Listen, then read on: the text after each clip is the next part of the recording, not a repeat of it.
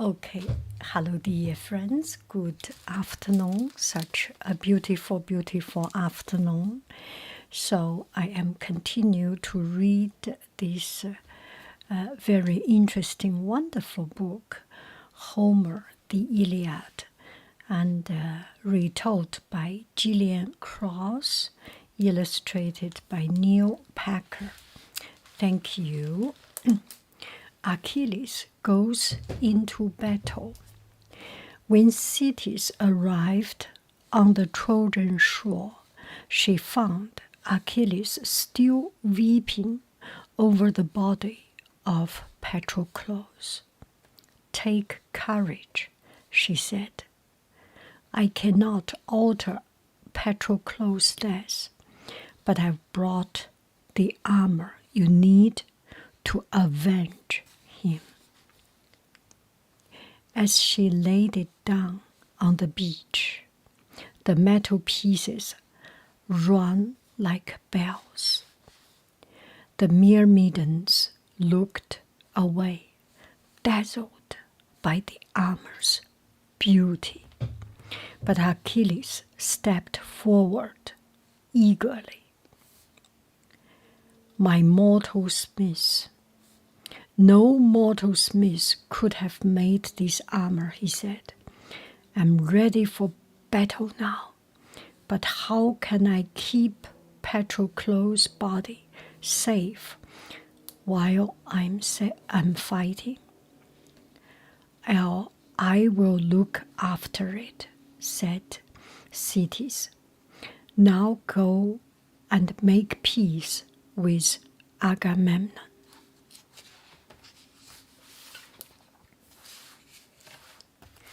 Achilles nodded and strolled off along the beach. As he went, he called the Greeks together in a voice so loud no one could ignore it.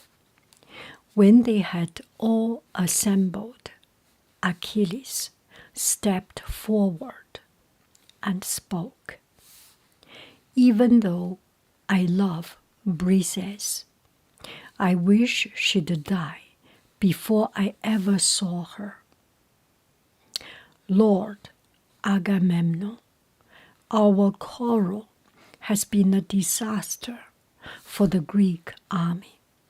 Let's make peace now and go into battle together." "Noble Achilles," replied Agamemnon, "I must have been out of my mind to take Briseis away from you. I swear I haven't touched her.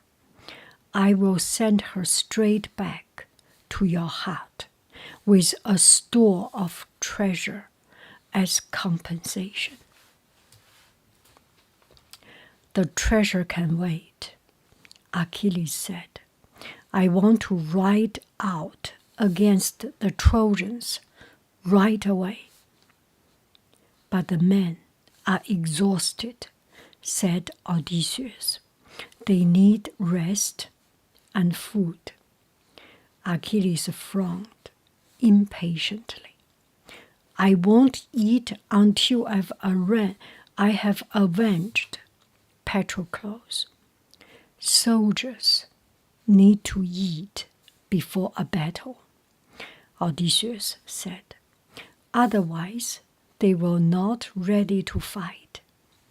He raised his voice so the whole army could hear him. "Prepare to attack the Trojans." Immediately, the soldiers went back to their huts to have breakfast and buckle on their armor. While they were busy, Agamemnon sent Briseis back to Achilles' hut with 7 other women and a cart of treasure. As they approached the hut, Briseis saw Patroclus' body on the beach.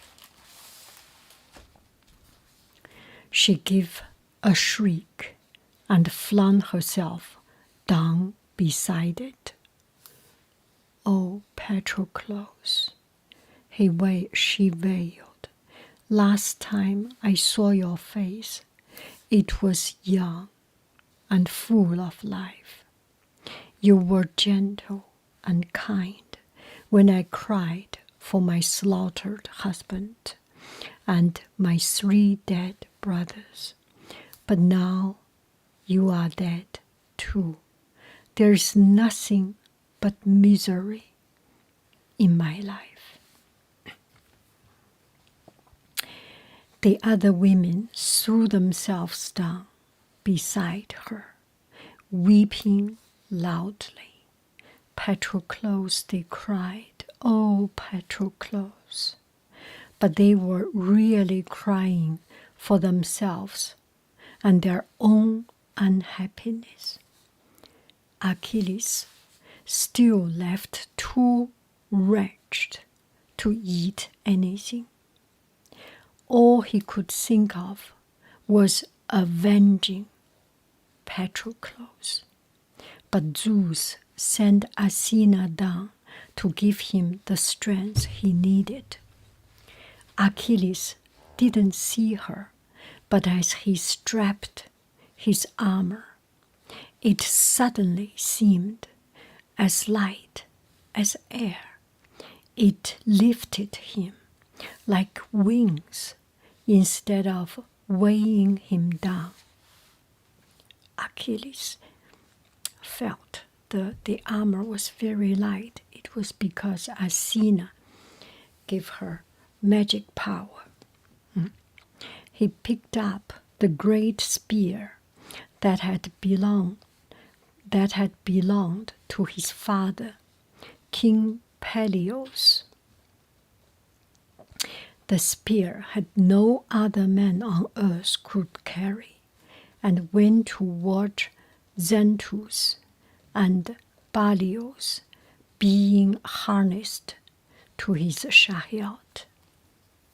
What beautiful horse name, Xanthus. "You must do better this time," he said to them. "You must do better this time," he said to them. "Last time you left Patroclus dead on the field. Xanthus had the gift of human speech. Lowering his head sadly, he replied, 'It wasn't our fault Patroclus dead. The gods interfered, and the same thing will happen to you. Not today, but very soon. It's your fate.'"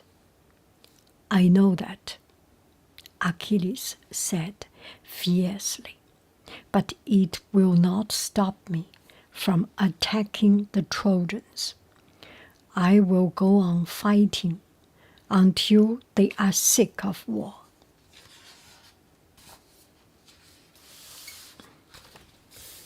He leaped into the chariot, shouting his war cry as the horses started forward, and the whole Greek army followed him into battle.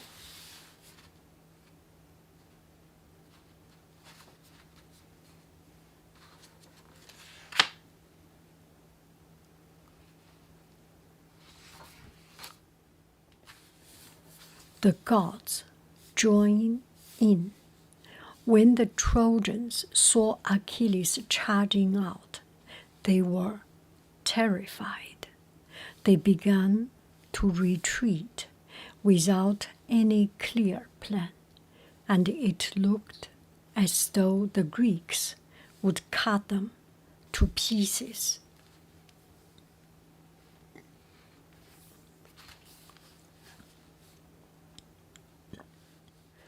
Looking down on the battlefield, Zeus saw what was happening and called the gods together. "We must intervene," he said. Otherwise, Achilles will defeat the Trojans and storm straight into Troy. And that's not his destiny. What do you want us to do? Asked Poseidon. Take a hand in the battle, said Zeus. Support whichever side you like, but keep both sides evenly balanced. I will watch from Olympus to make sure everything turns out right. The gods set out as fast as they could. Athena and Poseidon hurried down to the Greek ships, with Hephaestus close behind. Them. His crippled foot slowed him down, but he was strong and active and eager to use his strength to help the Greeks. Aphrodite and Apollo went to join the Trojans, accompanied by Artemis, the archer goddess, and Ares, the god of war. On their side, they had Scamander. They had Scamander too, whose river flowed past Troy. Athena stood by the Greek wall and bellowed her war cry. It echoed along the shore, and Ares answered her across the plain. He stormed from the heights of the city to the river banks, urging the Trojans to stand firm and fight. As the gods faced one another, the whole sky grew dark. The mountains trembled, and the earth shook to its foundations. Everything was caught up in the battle. Achilles did not look up at the sky or the mountains. His eyes were focused on the plain ahead of him, and there was only one thought in his mind: Hector. All he wanted now was to kill the man who killed Patroclus. But the gods had a plan to distract him. Apollo disguised himself as Deiphobus, Hector's brother, and hurried through the Trojan army to find Aeneas. "Stop running," he said. "You are the man who must face Achilles." "Me?" Aeneas stared at him. "What chance would I have? I nearly killed him once before, but Athena interfered and saved his life. I am not going to fight a man who has the gods on his side." "Maybe there are gods supporting you as well," murmured Apollo.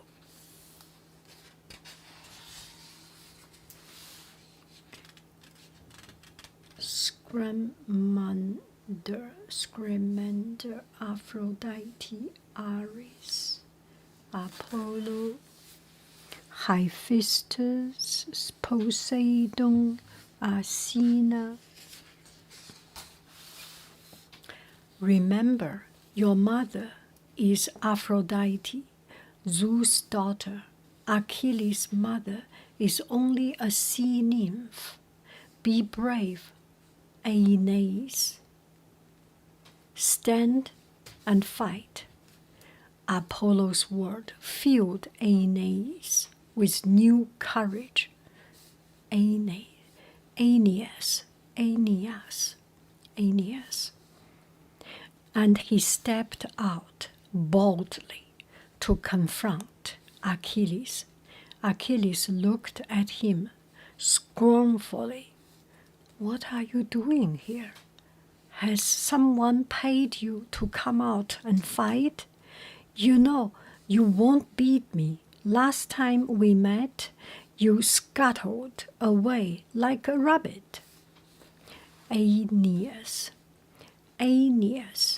stood firm. Don't waste your breath on insults. I'm not afraid of words. I will come to fight you. I have come to fight you. He attacked at once, hurling a spear with his whole weight behind it. Achilles only just had time to fend it off with his shield. As it fell to the ground, he threw his own great spear at Aeneas, and he charged after it, with his sword drawn and ready to strike. Aeneas was in trouble. He had lost his own weapon, and now Achilles' spear was stuck fast in his shield. Desperately, he picked up a lump of rock, but that was useless against the terrible sword blade looming over him. Death was very close. Poseidon couldn't bear to see that happen, even though he was a staunch supporter of the Greeks. He knew Aeneas was a good and honorable man. What's Apollo up to? He said angrily. He encouraged Aeneas to fight and then abandoned him. If we don't rescue Aeneas, Achilles will slaughter him. Rescue a Trojan. Hera was outraged. Never, Athena said fiercely, but Poseidon hated injustice. Good job, Poseidon. Poseidon hated injustice. Sweeping through the battle, he went to help Aeneas. First, he conjured up a mist in front of Achilles so that Aeneas was completely hidden.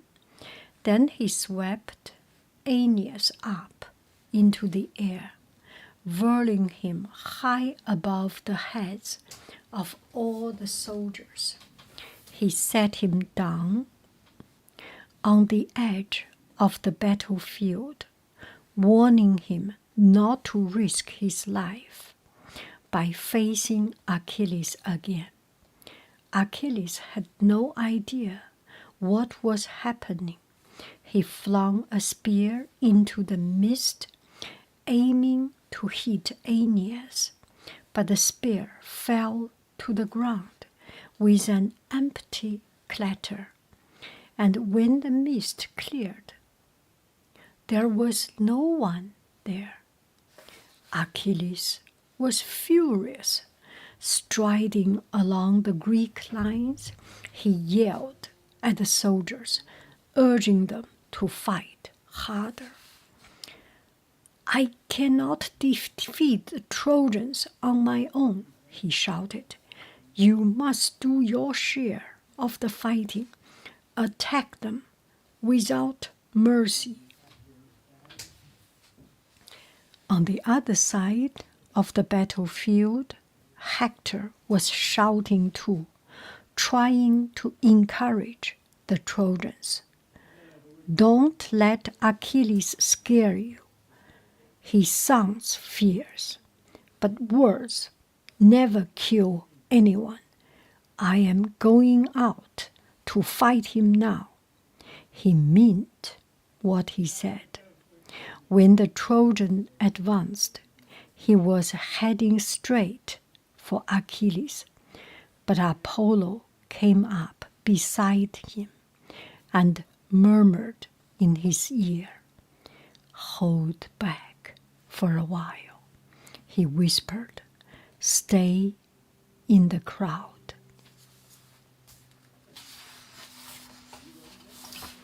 If you go after Achilles on your own, he will kill you. If he has to find you, let him do it when you are surrounded by your soldiers. Hector knew the warning had come from one of the gods. He felt a shiver of fear run through him. For a few moments, he dropped back from the fighting. But then he saw Achilles attack his brother Polydorus. Hector knew the warning had come from the gods. He felt a shiver of fear run through him. For a few moments, he dropped back from the fighting, but then he saw Achilles attack his brother Polydorus. Polydorus did not stand a chance. He was killed almost instantly, and Hector could not bear to stand back any longer. Brandishing his spear, he strode towards Achilles. Achilles saw him coming, and his heart filled with grim joy. At last, he thought exultantly. Finally, he was face to face with the man who had slaughtered Patroclus. One of them would be dead before the fight was over.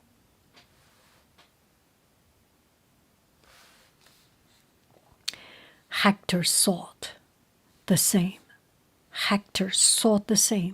And flung his spear hard, determined to strike the first blow. But the gods had other ideas. Before the spear could reach Achilles, Athena darted in front of him, turning it back so that it fell on the ground at Hector's feet. Achilles charged forward fiercely before Hector had a chance to retrieve the spear. But Apollo swooped down and wrapped Hector in a mist, snatching him away to safety. God has another plan. Once again, Achilles fought an empty space. 3 times he thrust his spear into the mist. Then it cleared, and he saw that Hector had vanished. Don't think you escaped forever. Do not think you can escape it. Do not think you have escaped forever, he shouted angrily. We will meet again. I will be back. And next time, I will kill you. He was furious at being cheated out of his revenge. In a frenzy, he drove his chariot straight through the Trojan ranks, killing every man he met. His horses galloped over dead bodies, bronze armor clung under their hooves. No one dared to stand in his way.